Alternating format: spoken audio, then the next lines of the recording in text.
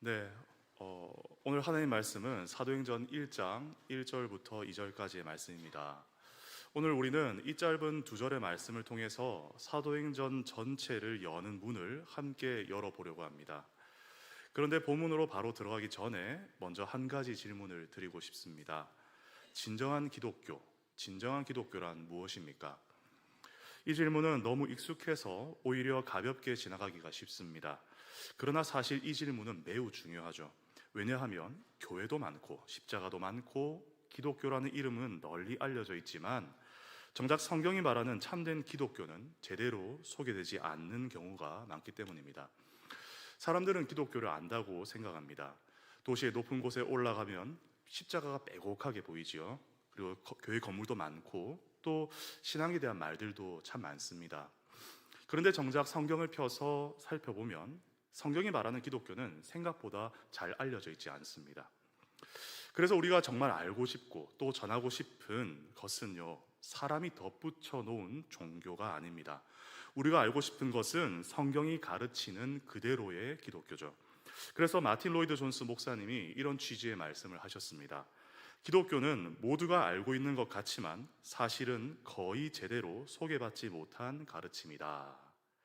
저는 이 말이 참 맞다고 생각합니다. 여러분들, 그러면 사람들이 기독교를 어떻게 오해할까요? 한 5가지 정도 있는데요, 하나씩 말씀드려 보겠습니다. 첫째로, 많은 사람은 기독교를 정치 운동으로 이해합니다. 세상에 영향력을 행사하고 정치 구조를 바꾸고 사회 질서를 재편하는 것이 기독교의 본질이다, 그렇게 생각하는 것이죠. 물론 기독교는 세상에 영향을 미칩니다. 네, 미치죠. 복음은 한 사람을 바꿔놓고요, 또 그 한 사람을 바꿔놓을 뿐만 아니라 정치, 역사, 문화에 영향을 미칩니다. 하지만 그것이 기독교의 핵심은 아닙니다. 사도행전 1장 6절에서 제자들이 예수님께 이렇게 물어봅니다. 주께서 이스라엘 나라를 회복하심이 이때입니까? 이 질문은 정치적 기대가 가득 담겨있는 질문입니다. 로마의 지배로부터 벗어나서 이스라엘이 다시 정치적으로 회복되기를 가득 담아서, 그런 마음을 담아서 한 질문인 것이죠. 그런데 예수님은 그 기대에 맞춰서 정치적인 대답을 하시지 않습니다. 오히려 7절에 보시면 이르시되 때와 시기는 아버지께서 자기의 권한에 두셨으니 너희가 알 바 아니요 오직 성령이 너희에게 임하시면 이라고 말씀합니다. 즉 예수님은 제자들의 기대를 정치적인 기대에서 돌이켜서 성령과 증언의 사명으로 돌려주시는 것입니다. 두 번째 오해입니다. 두 번째 오해는 어떤 사람들은 기독교를 구제 사업으로 생각합니다. 물론 기독교에는 사랑도 있고요, 긍휼도 있고요, 또 실제적인 섬김도 있습니다. 사도행전을 읽다가 보면은 구제의 장면이 참 많이 나옵니다. 그러나 그것이 핵심은 아닌 것이죠. 사도행전 6장에서 구제 문제로 인해서 사도들의 사역이 분산이 됩니다. 그때 사도들이 분명하게 말을 해요. 우리는 오로지 기도하는 일과 말씀 사역에 힘쓰리라. 구제가 중요하지 않다는 말이 아닙니다. 오히려 구제가 너무 중요하기 때문에 그것을 맡을 사람을 따로 세웠다는 겁니다. 그러나 여기서 분명히 드러나는 건요, 기독교의 중심이 구제라는 겁니까? 아니죠. 기독교의 중심은 말씀과 기도, 곧 하나님 자신과 그분의 복음에 있다는 사실입니다. 세 번째 오해입니다. 세 번째 오해는 사람들은 기독교를 물질적인 복을 주는 종교로 그렇게 오해하기도 합니다. 잘 믿으면 형통하고 잘 되며 또 세상적인 의미의 그런 성공을 누리는 것이 기독교라고 생각합니다. 그러나 사도행전은 그런 이해를 허물어버리죠. 사도행전 2장 45절에 보시면 초대교회 성도들은 재산과 소유를 팔아서 각 사람의 필요를 따라 나누어 줍니다. 재정을 공유하는 것이죠. 소유를 공유하는 것입니다. 이것은 복음을 믿는 일이 부자가 되는 비결이 아니라 오히려 자기 것을 내려놓는, 그렇게 만드는 능력임을 그대로 보여주는 것입니다. 복음은 오히려 자기의 것을 내려놓게 만들어주는 그런 능력입니다. 또 사도행전 3장 6절에서 베드로가 말합니다. 은과 금은 내게 없거니와 내게 있는 이것을 내게 주노니 나사렛 예수 그리스도의 이름으로 일어나 걸으라.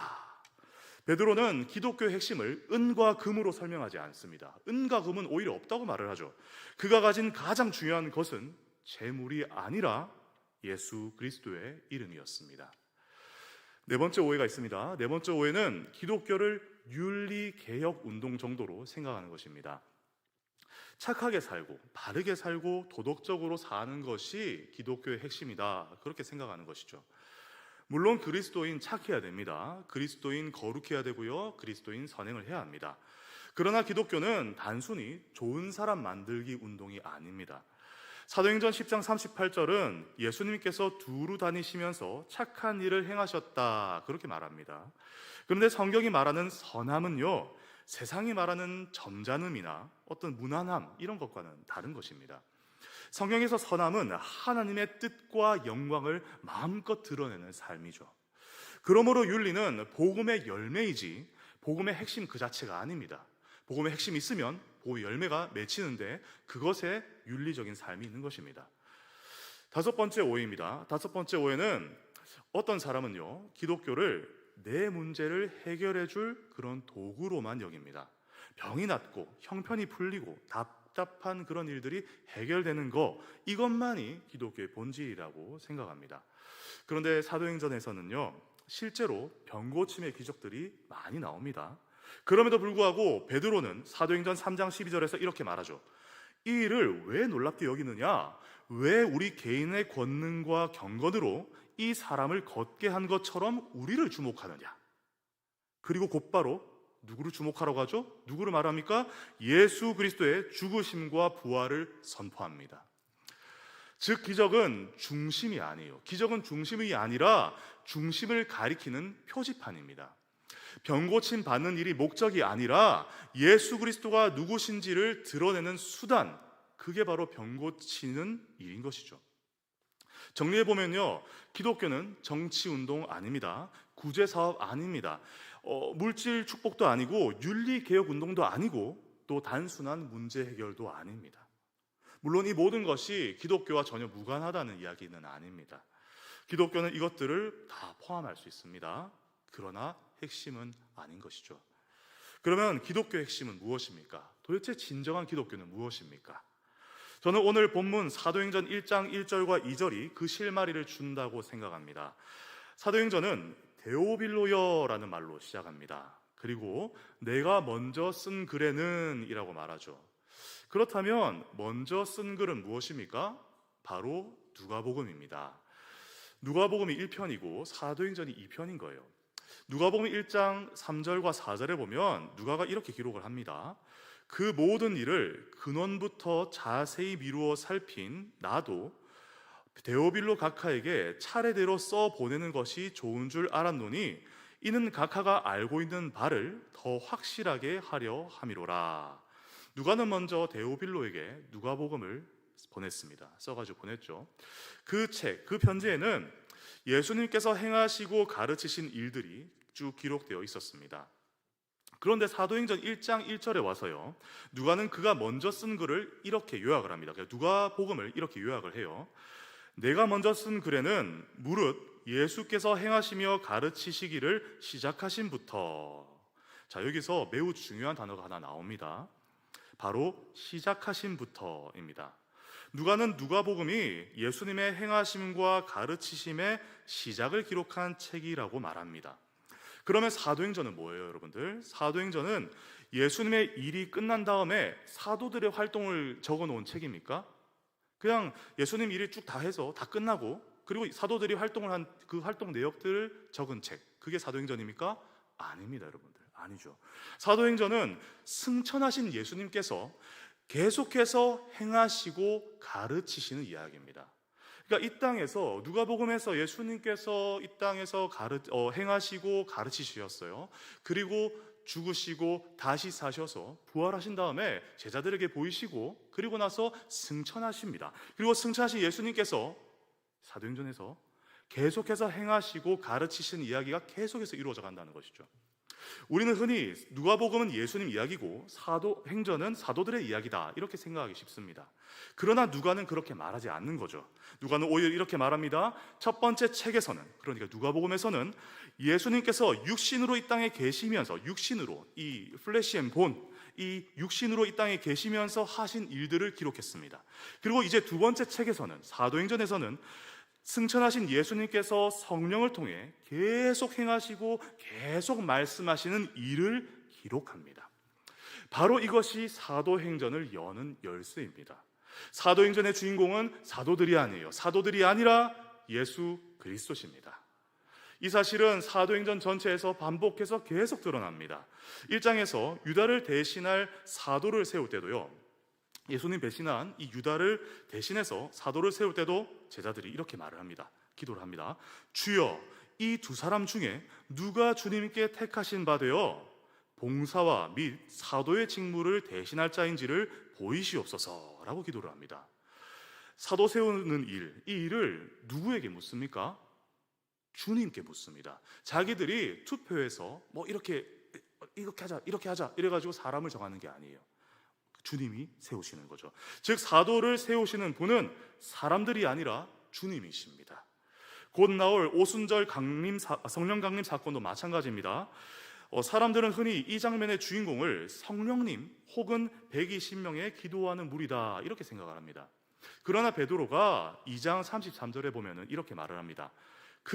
예수님이 약속하신 성령을 아버지께 받아서 너희가 보고 듣는 이것을 부어 주셨느니라. 여러분, 성령을 부어 주신 분이 누구라고 이야기합니까? 승천하신 예수님이라고 이야기합니다. 예수님이 승천하셔서 성령님을 부어 주신 거예요. 또 2장 47절에도 보면요, 주께서 구원받는 사람을 날마다 더하게 하시니라. 누가요? 주께서 구원받는 사람을 날마다 더해 주셨대요. 여러분, 한박교회를 세우시는 분도, 부흥을 주시는 분도, 그리고 구원받는 그 VIP의 숫자를 더하시는 분도 누굽니까? 예수님이십니다. 9장에서 바울이 회심할 때 누가 나타나십니까? 나는 네가 박해하는 예수라. 예수님이 나타나십니다. 바울을 부르시는 분도, 사명을 주시는 분도 예수 그리스도십니다.